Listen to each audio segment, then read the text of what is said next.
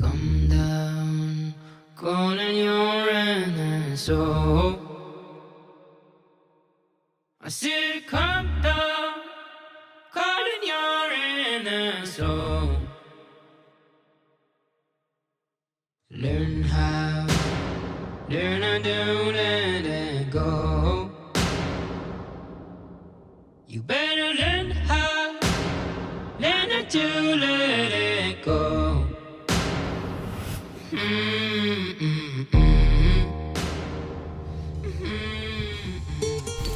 He looked down into her brown eyes and said, say a prayer for me. She threw her arms around him, whispered, God will keep us free. They could hear the riders coming. He said, this is my last fight. If they take me back to Texas, they won't take me back alive. There were 7 Spanish angels at the altar of the sun. They were praying for the lovers in the valley of the gun. When the battle stopped and the smoke cleared, there was thunder from the throne. And 7 Spanish angels took another angel home.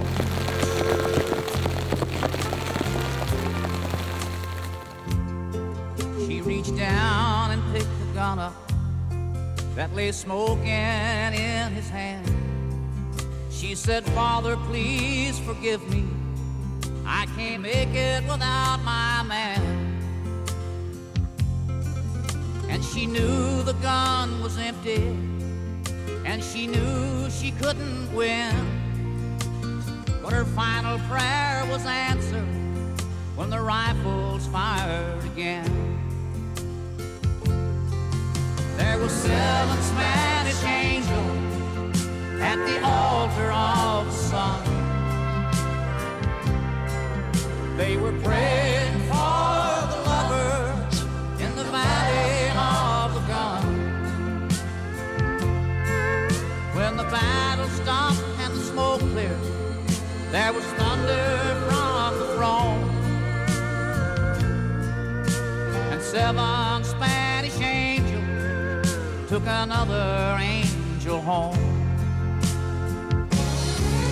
There were 7 Spanish angels at the altar of the sun. They were praying for the lovers in the valley of the gun. When the battle stopped and the smoke cleared, there was thunder from the throne. And 7 Spanish angels took another angel home. All right, y'all, help me now.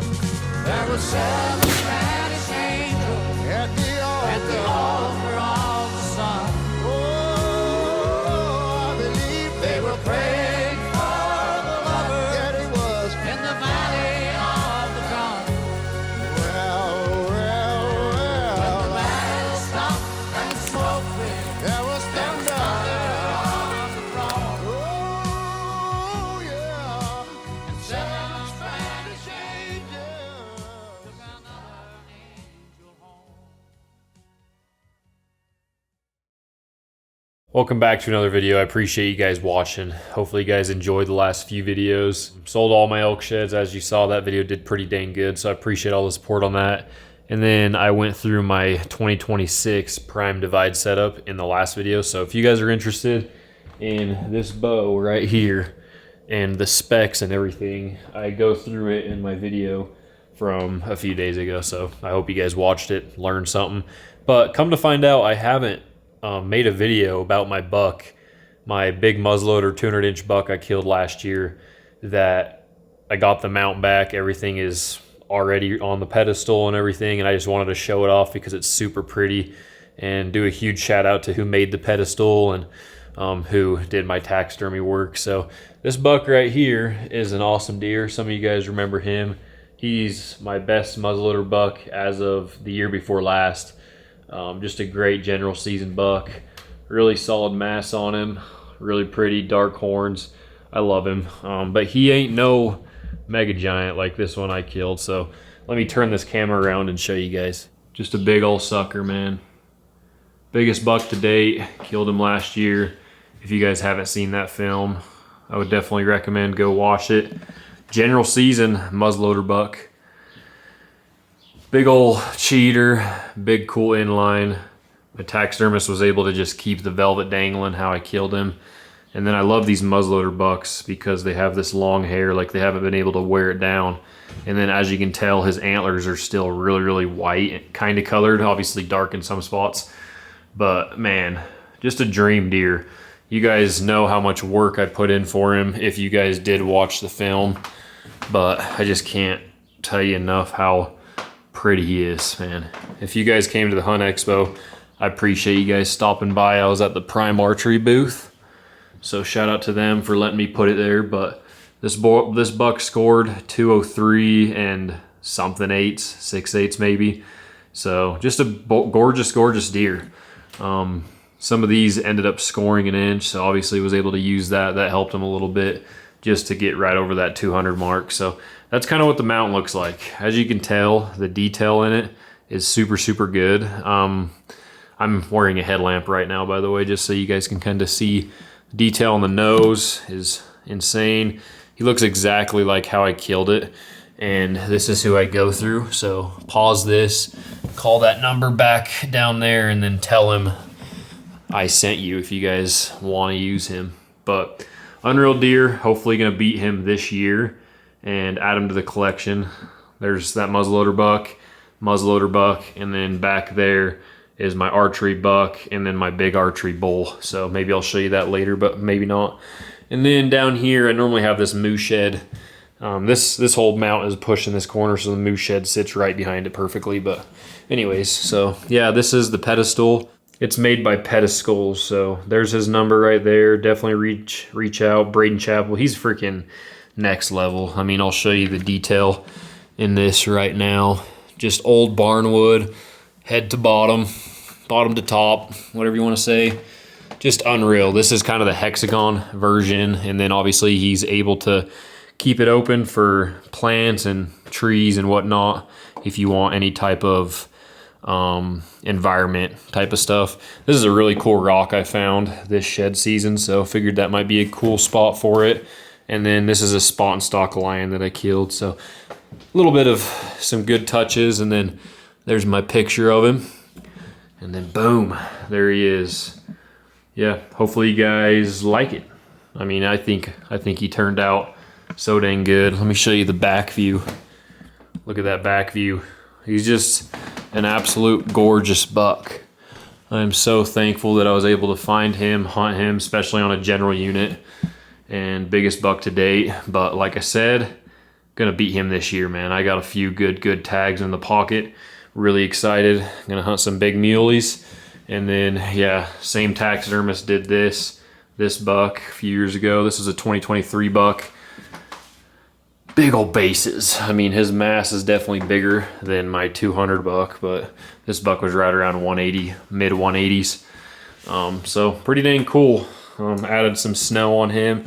You guys can, I'm sure some of you guys remember. And then boom, prime divide. Watch that video, check it out. I've killed 3 really great bucks on general units. I've killed, I mean, obviously a lot of good bucks, but 3 next level.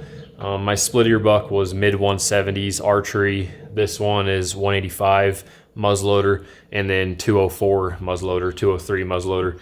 General season, everything is stuff that people can easily get a tag for.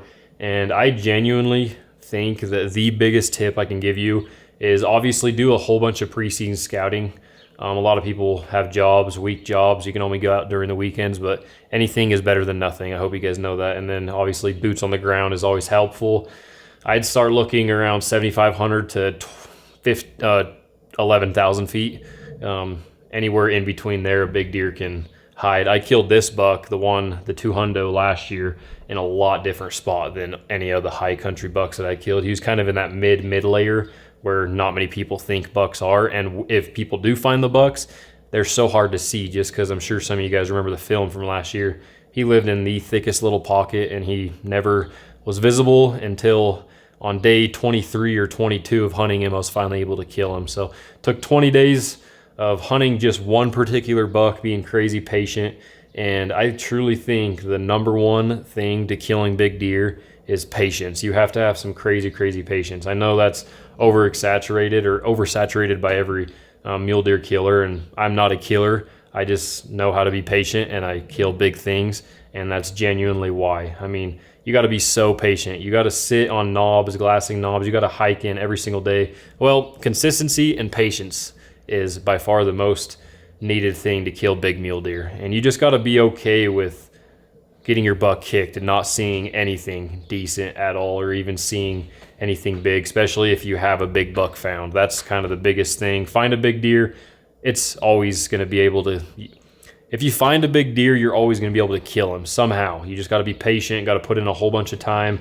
And yeah, this buck, I put in over 20 days to kill him. I hunted him during the archery hunt also a few years ago. It's called True Grit. Go watch the film. You guys can kind of see that struggle.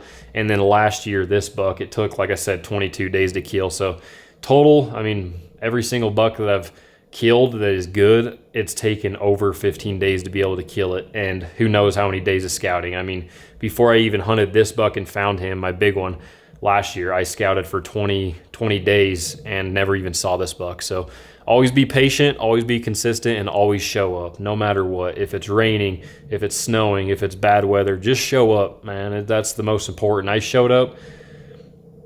So yeah, that's kind of a quick little rundown. Hopefully you guys enjoyed this video. I'm sure the intro was some cool footage or raw footage of the day that I killed it. I just love doing things like that. And like I said, shout out to Pedestal. Go hit him up. Braden Chappell, he's amazing. And then Wes Pierce for my taxidermy work. He's great. So comment down below if you guys drew something. Appreciate your support. Good luck.